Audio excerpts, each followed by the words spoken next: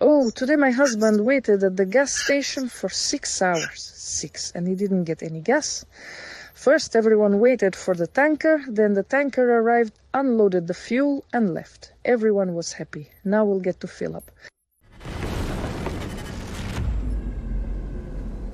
In politics, perception can change faster than battlefields. And if this assessment is correct, Washington may be starting to see the Ukraine war very differently, with one side gaining momentum and the other running out of options. Former White House National Security Council staffer Matthew Bryza believes President Donald Trump has moved closer to Ukraine because he increasingly views Kyiv as the side gaining strategic momentum and Russia as the likely loser in its own war. In an interview with Kyiv Post, Bryza described Trump's decision to authorize licensed production of Patriot interceptor missiles for Ukraine as a profound political and strategic shift. "I think President Trump realizes that Ukraine is most likely to be the winner and Russia the loser," the former US ambassador argued. "Trump likes winners and doesn't like losers." Trump announced at last week's NATO summit in Ankara that Washington would allow Ukraine to manufacture Patriot interceptors. The decision represents a major long-term boost for Kyiv, although establishing production facilities, transferring technology, and creating supply chains could take considerable time. Trump declared in Ankara that he intended to lift US sanctions imposed on Turkey over its purchase of Russia's S-400 air defense system. He also signaled that a decision on Turkey's possible return to the F-35 fighter jet program would follow. Neither step, however, has been fully completed. Legal and congressional hurdles remain while Washington continues to view the presence of the Russian system on Turkish territory as incompatible with the security requirements of the F-35 program. Bryza expects Ankara to seek a way to remove the S-400 from the country, whether by returning it to Russia or transferring it elsewhere. "What does Turkey get in return for disposing of the S-400?" he asked, reframing the possible arrangement with Washington. In his assessment, eliminating the Russian system would clear the central obstacle preventing Turkey from rejoining the F-35 program and open the way for broader defense cooperation with the US. Trump's personal respect for Turkish President Recep Tayyip Erdogan is also helping drive the rapprochement, according to the former ambassador. Removing the Russian S-400 platform would almost certainly anger Moscow, but Bryza does not believe Ankara is overly concerned about potential retaliation. "Turkey is not afraid of Russia," he maintained. This strategic confidence was on full display when President Erdogan officially announced Turkey's decision to join the Patriot under license production program on Wednesday during the NATO summit in Ankara. The move serves as a concrete pivot back toward Western defense integration, signaled directly on the Black Sea frontier. The former White House NSC staffer described Russia as severely weakened by its failure to achieve the original strategic objectives behind its full-scale invasion of Ukraine. Moscow failed to overthrow President Volodymyr Zelensky's government, eliminate Ukraine as a sovereign state, or force NATO to retreat from its eastern member states, Bryza noted. He also pointed to Ukrainian strikes on Russian logistics, oil refineries, and energy infrastructure as evidence that Kyiv is successfully bringing the economic and physical costs of the war directly home to Russian society. Turkey, in turn, has consistently supported Ukraine's territorial integrity and provided extensive military technical cooperation, including joint weapons development, all while preserving tactical diplomatic communication with Moscow and declining to join Western sanctions. Crucially, Ankara also closed the Turkish straits to Russian warships not permanently based in the Black Sea under the Montreux Convention, a step Bryza described as a highly meaningful physical constraint on Moscow's war effort. Turkey's approach has therefore been carefully balanced but entirely non-neutral. It actively seeks an end to the conflict while explicitly backing Ukraine's sovereignty, independence, and absolute right to defend itself. The most consequential Ukraine-related development at the Ankara summit was Trump's pledge to authorize production of Patriot interceptors. Bryza called the announcement a huge political step in favor of Ukraine and against Russia. The decision represents a sharp departure from Trump's previous pressure on Kyiv and his earlier suggestion that Ukraine lacked the leverage necessary to continue resisting Moscow.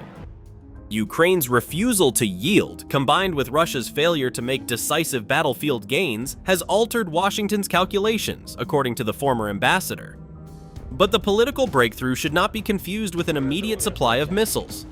The manufacturers of Patriot systems and PAC-3 interceptors would first need to approve technology transfers to Ukrainian or European producers. New facilities, specialized supply chains, and a trained workforce would then have to be established. It's not a matter of weeks or months, Bryza cautioned. It's a matter of a year or years. Nevertheless, the authorization sends a message to Moscow that Ukraine could eventually obtain the capacity to replenish its own supply of the weapons most capable of intercepting Russian ballistic missiles. That prospect could influence Putin's calculations by weakening one of Russia's remaining advantages in the war. If Ukraine becomes better able to protect its cities and infrastructure from ballistic attacks, Bryza believes the Kremlin will find it increasingly difficult to maintain the claim that Russia's eventual victory is inevitable. Trump's warming toward Kyiv is not necessarily irreversible.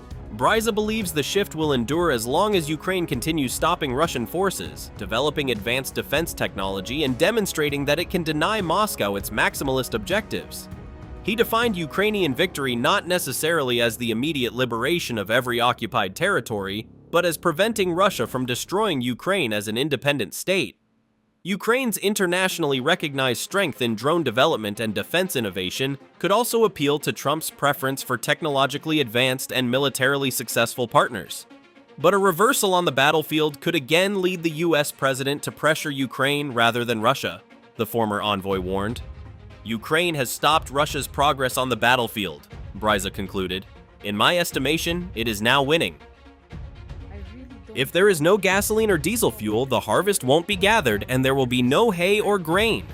There also won't be milk or meat, a Russian farmer woman logically concludes.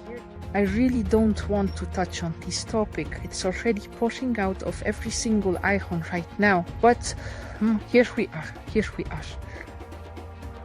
Here they are, me, my husband, and our little 5-year-old daughter. We live in the village, bothering no one, doing our jobs, living our good life, working for people, making food, and delivering these products to Voronezh and Moscow. Oh, today my husband waited at the gas station for 6 hours. And he didn't get any gas. First, everyone waited for the tanker, then the tanker arrived, unloaded the fuel, and left. Everyone was happy. Now we'll get to fill up.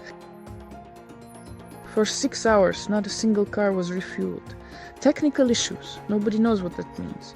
Installing gas on a car costs over 100,000 rubles. 2 weeks ago, it was 50. How are we going to keep working? I am ready to kiss my husband's feet every single day because we pulled off such a huge task together. We harvested the hay on time from the first cut. We worked our tails off all June, so much that my husband got 2 hernias, an umbilical one and a diaphragmatic one, and I went to the gynecologist for a checkup because I thought my uterus was just going to fall out from the pain I was in, but we did it. We got the hay for the whole season at the price it was in June. The price for hay alone has gone up 30% in the last 2 weeks. I am talking about hay. I have no idea what will happen to grain prices. And grain is also part of the feed base, just so you know. There is a lot of talk about grain in reels right now because they cannot finish the harvest. And they are saying that bread will be expensive in stores. Guys, there will be no dairy if there is no food for the cows. There will be no meat if there is no food for the cows, pigs, poultry, and so on. Do you even realize what will happen if there is no proper harvest this year? I honestly have no idea. What are we going to do? I have no idea.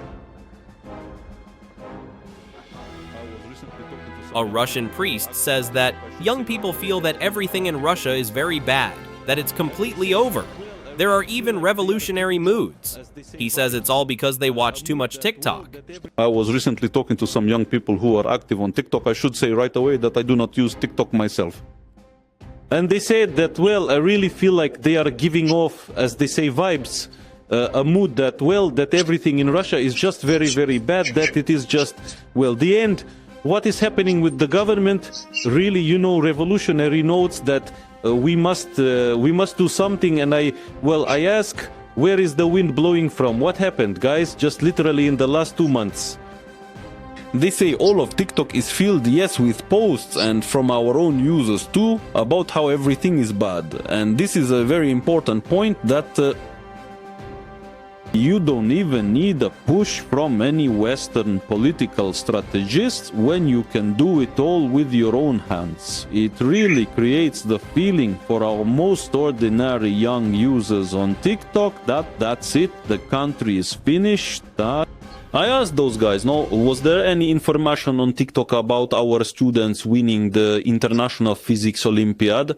Or maybe about a family festival that took place where literally thousands and thousands of families participated? Or perhaps something else pleasant? No, it would be good for our authorities to understand that this surge of patriotism that young people had is fading. And just recently there was an absolutely amazing scene where our high schoolers and students, the main TikTok demographic, and the same was true for Instagram, a banned social network in Russia, were literally defending the country. There was a real surge of patriotism. And so, suppose when someone tried to say something against us, even some political strategists, Western propaganda, and so on, our people defended us instead, but now the situation has changed. There are major doubts that the people in charge of these winds of change even understand how to work in banned social networks. Thanks for watching, and don't forget to subscribe. Also, if you want to support Warthog Defense, please become our member and get early access to new videos, exclusive members-only videos, and become administrator in comment section. The membership link is in the description. Rescues every day. We had a guy last week at 6 rescues in 6 days. You know, he's doing the job every day.